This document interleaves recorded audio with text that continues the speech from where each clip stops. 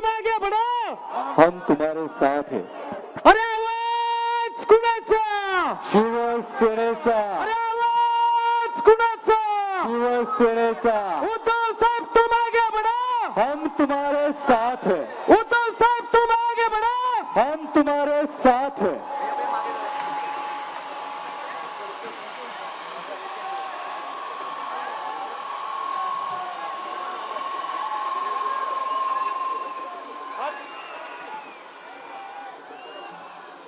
जमलेल्या माझ्या तमाम हिंदू बांधवांनो, भगिनींनो आणि मातांनो,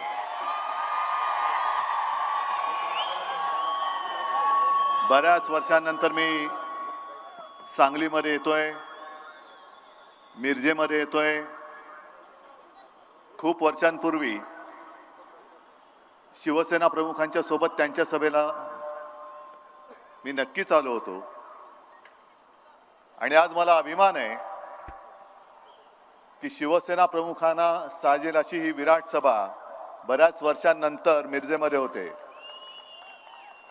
याचा अर्थ असा की शिवसेना प्रमुखांनी जी बीज रोवली होती, मधल्या काळामध्ये युतीमध्ये आपल्याकडनं ही जागा सुटली होती, पण ती जी बीज रोवली होती ती वाया नाही गेली, तर त्याचा आज महावृक्ष झालेला आहे, मोठा वृक्ष झालाय.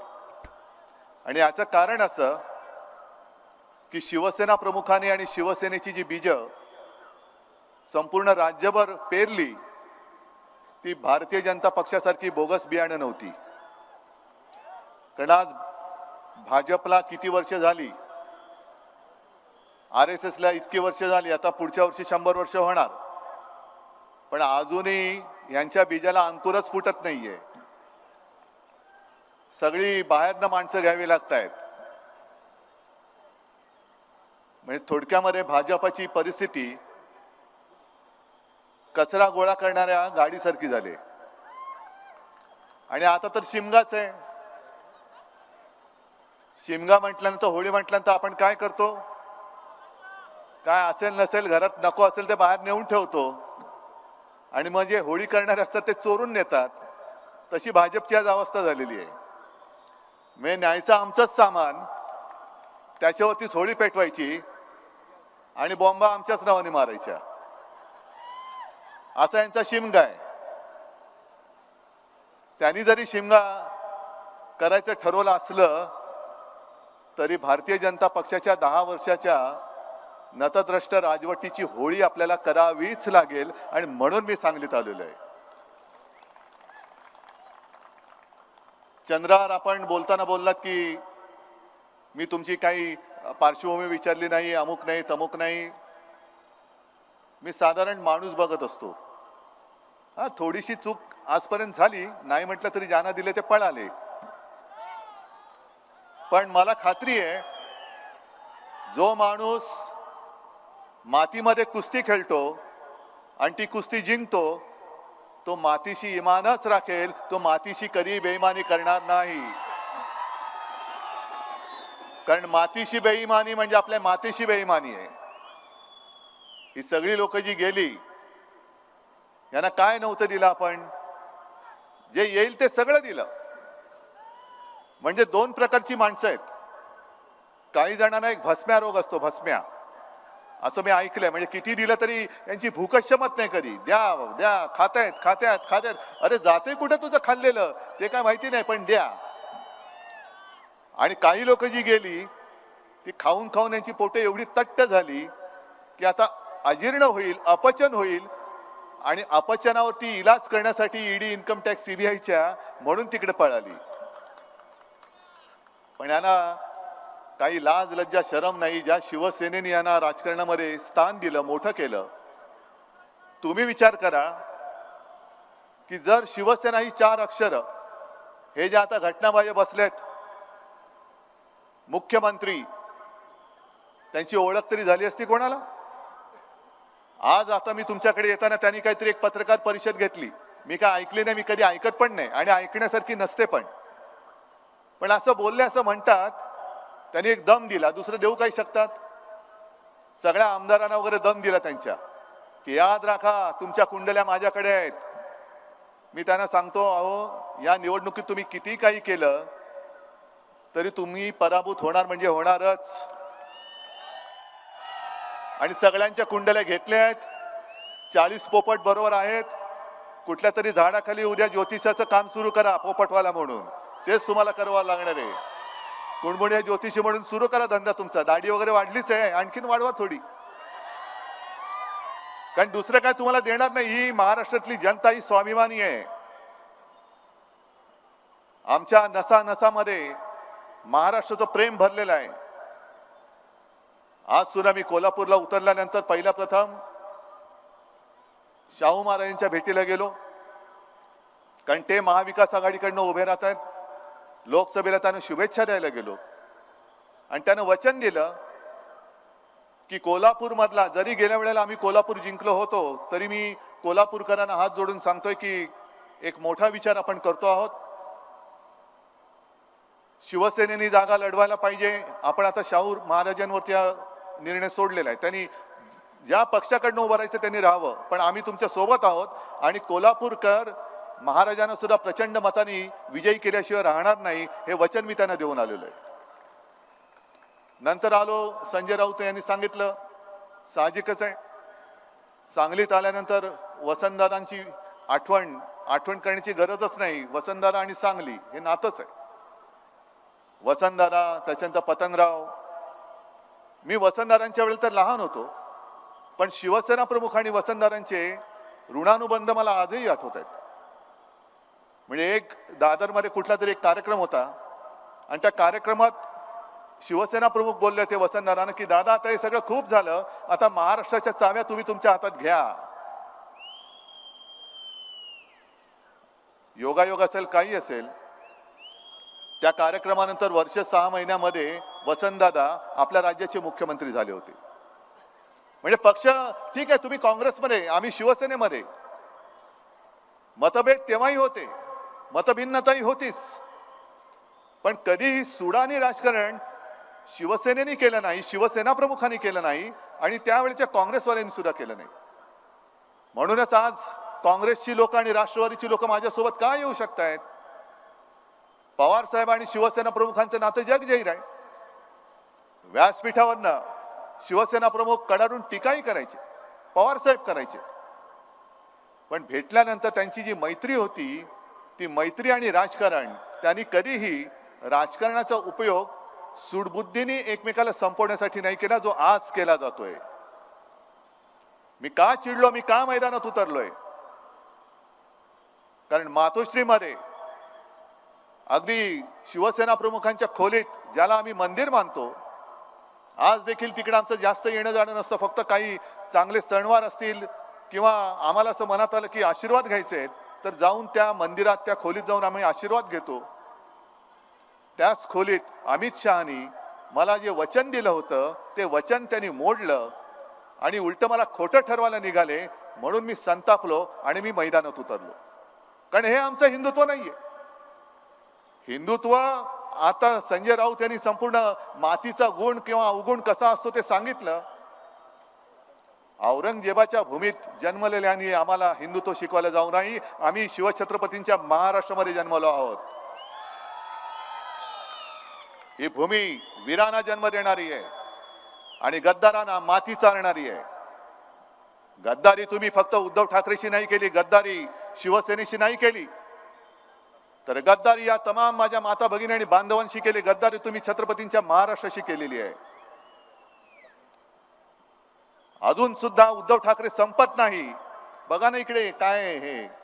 आज माझ्याकडे पक्ष नाही, चिन्ह नाही, सगळं तुम्ही चोरलेत. तरी पण मी जिथे जातोय तिकडे असं ही सगळी गर्दी का उसळते? याचा मोदीजी तुम्ही विचार केला पाहिजे, अमित शहाजी तुम्ही विचार केला पाहिजे. कारण तुमचं घराणं, तुम्ही आमच्यावरती घराणेशाहीची टीका करता करा. आहेच मी, मला अभिमान आहे. मी हिंदू हृदय सम्राट आणि माझी माँ यांचा मी पुत्र, याचा मला अभिमान आहे. आणि मोदीजी तुम्ही तुमच्या 7 पिढ्यांचा इतिहास सांगा. अमित शहाजी तुम्ही तुमच्या 7 पिढ्यांचा इतिहास सांगा. आणि मी माझ्या 7 पिढ्यांचा इतिहास सांगतो. जनतेला ठरू दे आणि जनताच सांगेल तुम्हाला की जनतेसाठी कोणत्या पिढ्या राबल्या आणि जनतेला कोणत्या पिढ्या लुबाडतायत हे जनता तुम्हाला तोंडावरती सांगेल. एवढी महाराष्ट्राची जनता ही स्वाभिमानी आहे. पण तुम्ही वाटेल ते बोलता, वाटेल ते बडबडता.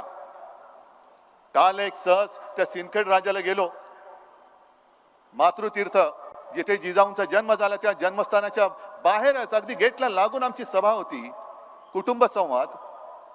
आणि तिथे बोलताना संजय राऊत बोलले की औरंगजेबाचा जन्म कुठे झाला ते त्यांनी सांगितलं. आम्ही काय करू शकतो, आम्ही तो इतिहास नाही पुसू शकत. जन्म तिथे झाला तर झाला. आणि मग पुढे जे मी बोललो की हीच औरंगजेबी वृत्ती ही या मातीमध्ये गाडलीच पाहिजे, तर लगेच मोदीजींनी सांगितलं मुझे औरंगजेब कहा, मेरा शिरच्छेद करने के लिए कहा. मोदीजी एवढा मी खालच्या दर्जाचा नाहीये. मी दुसऱ्याचा मान सन्मान ठेवून बोलणार आहे. मी कधी तुमचा शिरच्छेद करा असं बोललेलं नाही आणि बोलणार देखील नाही, कारण ते माझे संस्कार नाही आहेत, माझ्यावरती संस्कार नाही आहेत. मी जे बोललो ते पुन्हा बोलतो.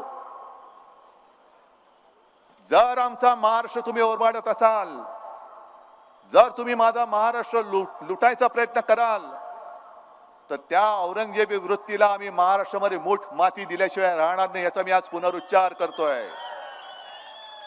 मी परत बोलतोय, कारण तुम्ही बारीक बारीक बारीक, कारण त्यांच्याकडे आता प्रचाराला काही राहिलेलं नाहीये. आम्ही काय बोलतोय ते शब्दाचे अर्थाचे अनर्थ करून तुम्हाला असं संभ्रमित करून टाकायचं आणि असं केविलवाणं बनायचं की बघा बघा माझ्या मी विरुद्ध सगळे माझ्या विरुद्ध आलेले आहेत, माझ्या विरुद्ध सगळे आलेले आहेत. मग आपले साधी सुधे लोक खास करून या माता भगिनी काय करतात, होय हो बिचारा बघा कसा एकटा पडलाय आणि त्याच्या विरुद्ध सगळे अगदी उभे राहिलेले आहेत. आणि जरा निवडून द्या, मग यांची छाती कशी फुलते, मैं अकेला सब पे भारी. मग आता का तुमच्या छातीला पिन लागली, आता का टाचणी गेली, कुठे गेली ती हवा? मोदीजी तुम्ही जे सांगताय तुमच्या विरुद्ध संपूर्ण देश, मग उद्धव ठाकरेच्या विरुद्ध तुम्ही तळापासून वरपर्यंत अख्खी भाजपा माझ्या समोर उतरवतात तरी कमी पडतात. शिवसेना फोडली, राष्ट्रवादी फोडली, काँग्रेस फोडली, आणखीन आता काही कचरा मी म्हटलं तसे गोळा करतायत. का करताय एवढं सगळं? अरे उद्धव ठाकरे जर का फालतू माणूस असेल तर तुम्ही माझा पक्ष का फोडलात आणि पक्ष का चोरलात त्याचं पहिलं उत्तर द्या. आणि देवेंद्र फडणवीस हे त्यांचं आता हे त्यांचं बारसं कोणी केलं मला माहिती नाही, पण जसं 50 खोके ही जी घोषणा संपूर्ण राज्यभर फेमस झाले तसं हे नाव त्यांचं फेमस झालेलं आहे. ते 2 दिवसापूर्वी बोललेत. किती निर्लज्ज माणसं असतात बघा.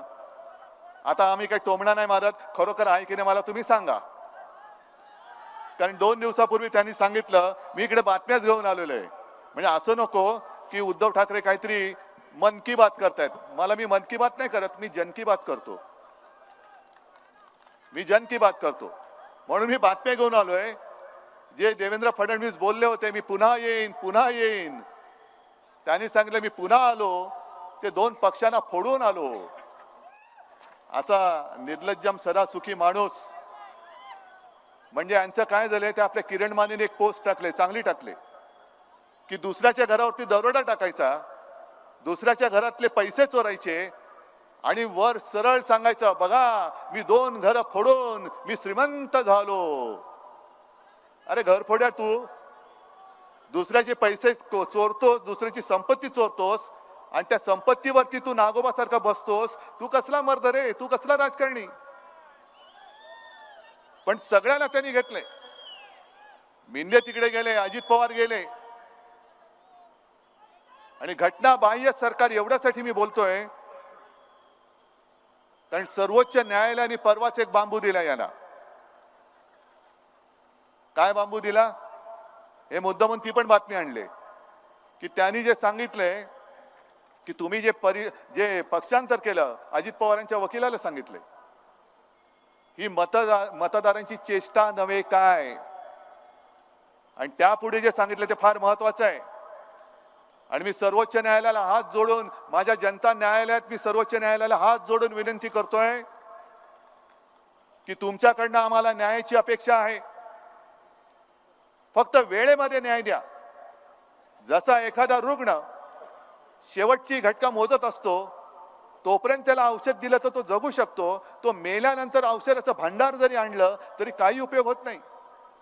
म्हणून मी तुमच्या जनतेच्या न्यायालयाच्या वतीने सर्वोच्च न्यायालयाला हात जोडून विनंती करतोय की हे तुम्ही जे काय सगळं बोलता आहात, आम्हाला एक अभिमान आहे की जशा बाकीच्या संस्था ईडी, इन्कम टॅक्स, सीबीआय वगैरे वगैरे हे भाजपचे घरगडी जरी झाले असले तरी माझी न्याय देवता अजूनही स्वतंत्र आहे, तिच्यामध्ये धाडस आहे. आणि त्याच पुढे त्यांनी न्यायमूर्तींनी जे सांगितले, अजित पवारांना त्यांच्या वकिलांना सांगितले की तुमच्या चिन्हाचा वापर करताना याच्याबद्दल जोपर्यंत सर्वोच्च न्यायालयाचा अंतिम निर्णय येत नाही तोपर्यंत तुम्हाला खाली सूचना द्यावी लागेल, लिहावी लागेल. टीव्ही वरती सुद्धा जाहिरात आली तर खाली सूचना लिहावी लागेल. म्हणजे ही सूचना कुठे लिहितात माहितीये तुम्हाला? आता मी असं नाही विचारत तुमच्यापैकी सिगारेट किती ओढतात, कारण मी पण ओढत नाही, पण मला माहितीये सिगारेटच्या पाकिटावरती एक संविधानिक किंवा वैधानिक इशारा दिलेला असतो ना. सिगरेट ओढणं हे आरोग्यास हानिकारक आहे, दारू पिणं हे आरोग्यास हानिकारक आहे असं दारूची जाहिरात आणि दारू पितानाची जी काय पिक्चर असतात तेव्हा ते लिहिलं जातं. त्याच प्रकारचा एक इशारा किंवा त्याच प्रकारचा एक संकेत जेव्हा जेव्हा अजित पवार पक्ष चोरून तिकडे बसलेत ते जाहिरात करतील तेव्हा त्या घड्याळाच्या खाली लिहावं लागेल की अजूनही आम्हाला पूर्णपणाने घड्याळ वापरण्याची परवानगी मिळाली नाही. हे जोपर्यंत न्यायालय निकाल देत नाही तोपर्यंत ही आमची तात्पुरती निशाणी आहे. मग सर्वोच्च न्यायालयाला मी तेच सांगतोय की ज्या निकषावरती या आमच्या लवाडाने, म्हणजे कोण, लवाद, नार्वेकर यांनी निर्णय दिला आणि माझ्या हक्काची शिवसेना जी माझ्या वडिलांनी स्थापन केली या सगळ्या माता भगिनी आणि बांधवांच्या न्याय हक्कासाठी ती चोराच्या हातात तुम्ही दिली. आमचं चिन्ह तुम्ही त्यांना दिलं. मग तोच निकष इकडे जसा लागलाय तसा त्यांना लावा आणि त्यांनी सुद्धा धनुष्यबाणाच्या खाली ही जी काही सूचना सुप्रीम कोर्टाने केली ती त्यांना लिहायला भाग पाडा. तर आमचा आणि संपूर्ण जनतेचा न्यायालयावरती जो विश्वास आहे तो अधिक दृढ होईल, अधिक जास्त गडद होईल. का नाही लावायची? कोणाचाही पक्ष. अरे मी तर जाहीर सभेत सांगतो, एवढी गर्दी इकडे आले, मी त्या मिंद्यांना सांगतो आणि त्या नार्वेकरांना सांगतो, सगळे पोलीस बाजूला ठेवू, भर त्या गर्दीत जाऊन उभे राहू आणि तुम्ही त्या नार्वेकरांनी सांगायचं शिवसेना कोणाची आणि जनता देईल तो निर्णय मला मान्य आहे, मला मान्य आहे. उद्धव ठाकरे हवा की नको का मी तो दाढीवाला मिंदे पाहिजे हे जनतेला ठरवू द्या, माझी तयारी आहे. जर मी बाळासाहेबांचे विचार सोडले असतील, जर मी हिंदुत्व सोडलं असेल तर माझी जनता सांगेल की उद्धव घरी जा, हा दाढीवाला दाढी खाजवेल चालेल पण तोच आमचा प्रमुख आहे. मान्य आहे तुम्हाला? मग उघड उघड लोकशाहीचा खून करतायत आणि मोदीजी औरंगजेबाची वृत्ती आम्ही का नाही म्हणायचं तुम्हाला? कारण तुम्ही त्यावेळेला जसं औरंगजेबाने केलं होतं, मात्र एक बानगुडे सर ते सांगतील जास्त चांगल्या पद्धतीने. औरंगजेबाने आपल्या मराठ्यांबद्दल जे बोलले होते त्यांनी लिहून ठेवलं होतं की हे मराठे म्हणजे 18 पगड जातीचे सगळे आपले मराठी हे या पहाडी मुलकात तमाम दुनियेला भारी आहेत. पहाडी मुलूक हा सगळा पहाडी डोंगर दऱ्या खोरांचा, वीरांचा, शूरांचा, मर्दांचा हा इलाका आहे. या पहाडी मुलकात तमाम दुनियेला ते भारी आहेत. इथे तर पराक्रम शिकवावा लागतच नाही. गवताला सुद्धा भाल्याची पाती फुटतात, जी आज माझ्या समोर बसलेली ती भाल्याची पाती आहेत. मात्र एकच, इकडे दोईचं बीज खडकावर नुसतं भिरकावलं तरी एवढं रुजतं, एवढं फोफावतं की पाहता पाहता तमाम दौलत तबाह करून टाकतं. हेच त्या औरंगजेबाने आपल्यातलं ओळखलं होतं आणि तीच औरंगजेबी वृत्ती शिवसेना फोडते, काँग्रेस फोडते, राष्ट्रवादी फोडते, आणखीन सगळे फोडते. तोडा फोडा आणि राज्य करा, हे नाही आमचं हिंदुत्व.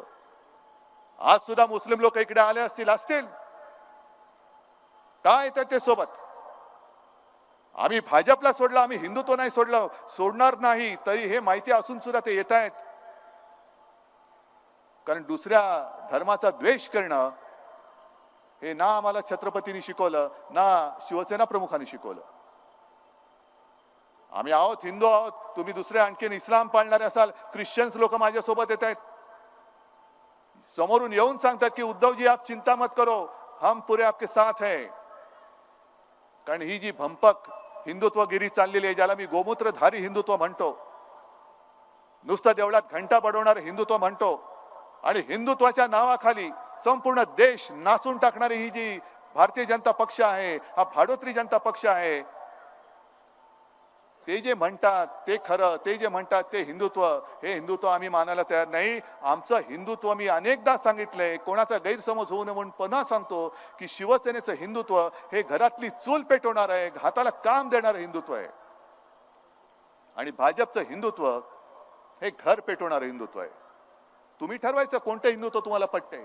चूल पेटवणार पाहिजे, काम हाताला काम देणार पाहिजे, की घर पेटवणार पाहिजे. आज सुद्धा चंद्रहारला, होय मी चंद्रहारची उमेदवारी आज जाहीर करतोय. शिवसेनेच्या मशालीवरती चंद्रहार जाणार तिकडे निवडून.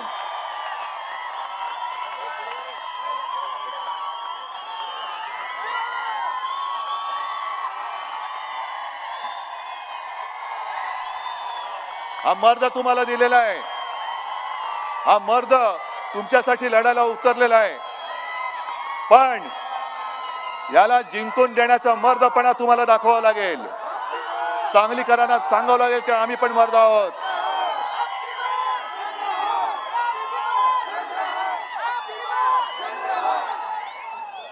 या चंद्रहारची गदा तुम्ही आहात. कारण चंद्रहार जेव्हा पहिल्यांदा माझ्याकडे भेटायला आला, तेव्हा मला त्यांनी एक गदा दिली. चंद्रहार ती गदा मी ठेवलेली आहे, पण चंद्रहार तुझी वयाने लहान असल्यामुळे त्याला आरोतरे बोलतोय. चंद्रहार तुझी अस्सल गदा ही आहे, आणि ही गदा जोपर्यंत तुझ्या सोबत आहे तोपर्यंत तू प्रतिस्पर्धाची चिंता करू नको. का चंद्रहारला मी दिलं? कारण गेले 10 वर्ष ज्याला तुम्ही निवडून दिला त्यांनी तुम्हाला काय दिलं? लोकसभेमध्ये कधीतरी सांगलीच्या एअरपोर्ट बद्दल प्रश्न विचारला? काय सांगलीमध्ये उद्योगधंदे आणि आणले? सांगलीमध्ये काय तुमचं आणखीन काय काही जे तुम्ही सांगत होतात, पाणी सिंचनाची सोय केली का? काही केलेलं नाही. तरी सुद्धा पुन्हा पुन्हा आपकी बार 400 पार. काय मी मागे म्हटलं ना शिवाजी पार्कला, 400 पार म्हणजे काय? खुर्च्यांचं दुकान काढले तुम्ही? काय किती खुर्च्या? आता 400 पार, पुढच्या वेळेला 500 पार. हा एवढा माझा महाराष्ट्र भोळा नाहीये. माझा भोळा आहे, साधा आहे, पण मूर्ख नाहीये. आणि मोदीजी तुम्ही आज जे फिरता आहात, अहो तुमचे व्हिडिओ दिसतायत. म्हणजे एक तर व्हिडिओ माझ्या टेलिफोन मध्ये आहे, एक त्या नागपूरमध्ये त्या परिसरात मी गेलो होतो, यवतमाळ वाशिम, तिथल्या त्या कलावती म्हणून एक बाई आहे, गरीब बाई.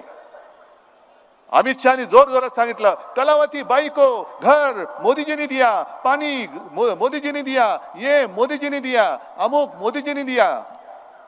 आणि मग लगेच त्या बाईंचा बाईट घेतला या पत्रकारांनी. ते बोलले सगळं खोटं आहे, मोदीजींनी मला काही दिलं नाही, मला दिलं ते राहुल गांधींनी दिलं होतं.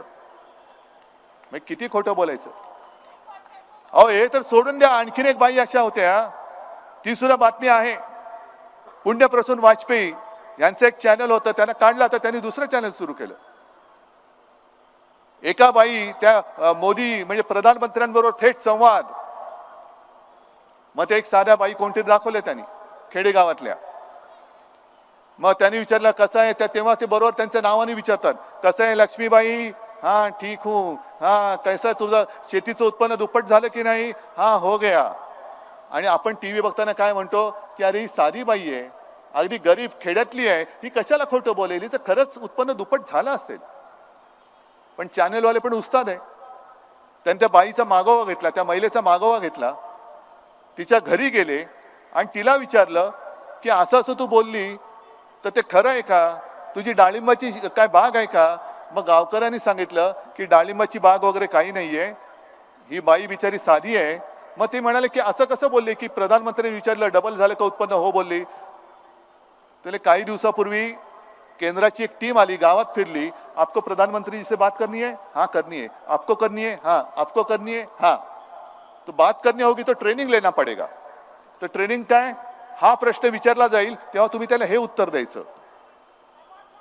म्हणजे हे सगळं खोट्याचं नाटक गेले 10 वर्ष आपण भोगतोय आणि तरी सुद्धा अबकी बार यांना लाज कशी वाटत नाही की जनतेला फसवून जनता मेली तरी चालेल. म्हणजे निवडून दिल्यानंतर पहिलं निवडणुकीच्या वेळेला सबका साथ आणि निवडून आल्यानंतर फक्त मेरे दोस्त का विकास. म्हणजे स्वतः कोरडे पाषाण असं झालेलं आहे सगळं. मी नेहमी जे बोलतो चिडतो मी कुठे, आम्ही कधी तुमच्या कुटुंबावरती बोललोय? अमित शहाजी तुमच्या मुलाबाळांबद्दल कधी बोललोय? पण तुमच्याकडे आज काही मुद्दे नाहीयेत. शिवसेनेवरती तुम्ही टीका करताना काही शिल्लकच राहिलेलं नाहीये. अरे जनाची नाही तर मनाची, पण ते मन तरी जागा असलं पाहिजे, मन तरी संवेदनशील असलं पाहिजे, तर लाज वाटेल. पण ज्या शिवसेना प्रमुखांनी मोदीजी आणि अमित शहाजी दोघांनाही संकट काळामध्ये वाचवलं, होय शिवसेना प्रमुखांनी वाचवलं. आणि मोदीजींचं नाव जेव्हा पदासाठी भाजपने जाहीर केलं तेव्हा शिवसेनेने पहिला पाठिंबा मोदीजींना दिला होता. म्हणजे संकट काळामध्ये जी शिवसेना प्रमुख तुमच्या मागे अगदी तुमच्या पुढे ढालीसारखे राहिले. जे वार होत होते ते आमच्या छातीवर आम्ही घेत होतो शिवसेना म्हणून, त्या शिवसेनेला तुम्ही खतम करायला निघालात. 19 साली सुद्धा अमित शहाजी तुम्ही मातोश्रीत आला होता आणि शिवसेना प्रमुखांसमोर जे लोटांगण घातलं होतं, काय म्हणून तुम्ही आला होतात मातोश्रीत? मीच होतो ना पक्षप्रमुख. मग आज तुम्ही जे बोंबलतायत बेंबीच्या देठापासून की घराणेशाही म्हणजे यांच्याकडे सगळी गद्दारांची पिलावळ ती चालते. बाप मंत्री, मुलगा आमदार, बाप मुख्यमंत्री, पोरगा खासदार, हे गद्दारांची पिलावळ चालते या ना. पण एक घराणं पक्ष चालवतोय. मग तेव्हाही एकच पक्ष आणि एकच घराणं पक्ष चालवत होता, तेव्हा तुम्हाला येताना लाज नाही वाटली? तुमचे अर्ज भरायला मला बोलवलात, मोदीजी का अर्ज भरायचा आहे, अमित शहाचा अर्ज भरायचा आहे. अहो तेव्हा पण मीच होतो. पण तेव्हा तुम्हाला मी लागत होतो आणि तुम्हाला असं वाटलं की आता निवडून आलो, स्वतःचं सरकार आलं, आता याला लाच घातली तरी चालेल. मी एवढा कमकुवत नाहीये, एवढे कमजोर आशीर्वाद घेऊन मी नाही जन्माला आलेलो. हे माझे आशीर्वाद आणि हे माझं कवच, संरक्षक कवच, हे आई जगदंबेच्या कृपेने मला मिळालेलं आहे. आणि या कवचाच्या तेजाशी छेडछाड करण्याचाही तुम्ही प्रयत्न करू नका. राजकारणात जळून भस्म व्हाल. आणि आता ते जे सांगतायत की उद्धव ठाकरेंच्या पुत्र प्रेमामुळे शिवसेना फुटली. अच्छा, कोणामुळे? आदित्य मुळे? मग उद्धव ठाकरेच्या पुत्रप्रेमामुळे शिवसेना फुटली असेल तर अमित शहाजी तुमच्या पुत्रप्रेमामुळे आपला देश हिंदुस्थान क्रिकेटची फायनल हरली, त्याचं काय? काय त्या जयशाला असं काय सोनं लागलंय? काय त्याला बॅट तरी धरता येते? हा, चालतो कसा तुम्ही बघताय, बोलतो कसं तुम्ही बघताय. मग असं ते खाली मुंडी पातळ ढुंडी असा चालतो हा तुमचा पोरगा. काय क्रिकेटचा आणि त्याचा संबंध काय? काय म्हणून तुम्ही नेलीत क्रिकेटची फायनल गुजरातला? आणि हा जो सगळा प्रयत्न चाललाय, जे येईल ते गुजरातला नाही, आमचं गुजरात बद्दल काही असूया आहे किंवा गुजरात बद्दल काही द्वेष आहे अशातला भाग नाही. पण मोदीजी तुम्ही देशाचे पंतप्रधान आहात, सगळं येईल ते गुजरातला नेताय. काय इतर देशांनी तुमचं काय घोडं मारले? महाराष्ट्रामध्ये आज जे काय घटनाबाह्य मुख्यमंत्री काहीतरी बडबडलेत, औरंगजेबावरनं पण बडले असतील. त्यांना जसं स्क्रिप्ट येतं तसे ते वाचतात. पण औरंगजेबी वृत्ती बोलल्यानंतर तत्काळ उत्तर देणारे घटनाबाह्य मुख्यमंत्री, त्यांच्या डोळ्यात देखत महाराष्ट्र लुबाडला जातोय, महाराष्ट्र ओरबाडला जातोय, तरी सुद्धा दिल्लीची चाकरी करत, त्यांचे बूट चाटत त्यांच्या समोर शेपूट हलवत आहेत आणि म्हणे हे बाळासाहेबांचे विचार. मग जे मी सांगतोय की उद्या आमचं इंडिया आघाडीचं सरकार येणार आहे, येणारच आहे. पण आघाडीचं सरकार आल्यानंतर आम्ही गुजरातशी द्वेष भावनेने वागणार नाही. त्यांच्या हक्काचं असेल ते जरूर देऊ, पण इतर राज्यांचं सुद्धा जे काय असेल ते त्यांना दिल्याशिवाय आम्ही राहणार नाही. आणि महाराष्ट्रातलं जेव्हा मी मुख्यमंत्री होतो तेव्हा अशी लुटालुटणी होऊन देत नव्हतो. छत्रपती शिवाजी महाराजांनी सुरत लुटली होती, हे सुरतवाले आता महाराजांचा महाराष्ट्र लुटतायत. हे तुम्हाला पसंत आहे? अरे इकडे त्यांच्याकडनं कोणी उभा असेल तर असू दे, पण तुमचं मत हे महाराष्ट्राच्या बाजूने असलं पाहिजे, महाराष्ट्राच्या लुटारूच्या बाजूने असता कामा नये. जर तुम्ही सांगलीचा गौरवशाली इतिहासाचे पाईक असाल, वारसदार असाल, तर मी जे सरळ सांगतोय की एका बाजूला आम्ही देशभक्त आहोत आणि दुसऱ्या बाजूला धर्मामध्ये द्वेष पसरवणारे हे द्वेषभक्त आहेत. अहो साधी गोष्ट, मी परवाच्या इंडिया आघाडीच्या सभेत जमलेल्या माझ्या तमाम देशभक्त देशप्रेमी बांधवांनो, भगिनींनो आणि मातांनो अशी केली. लगेच त्या घटनाबाह्य मिंदेच्या पोटात मुरडा आला. हे बघा म्हणे, यांनी यांची सुरुवात बदलून टाकली. हे सगळे मोदी सैनिक, मोदी भक्त. या मोदी भक्तांना मला विचारायचंय, तुमचं प्रेम तुमच्याकडे ठेवा, पण मला सांगा पहिलं, अगदी त्या मिंदेनी सुद्धा सांगावं, तू आता शिवसैनिक नाहीस, तू नमो सैनिक झालेला आहेस. तू नमो सैनिक आहेस, गद्दार आहेस, मोदी भक्त असशील, पण मोदी भक्त देशभक्त आहे की नाही पहिलं मला सांगा, आणि मग आमच्या हिंदुत्वावरती बोला. आणि हे जे काय 400 पारचं ज्यांचं नाटक सुरू आहे, हे त्यांचेच एक मंत्री बोललेत की राज्य घटना बदलण्यासाठी आम्हाला 400 पार करायचंय. बाबासाहेब आंबेडकरांनी दिलेली घटना हे बदलून टाकणार आहे. आणि हा सरळ हुकुमशाहीचा डाव,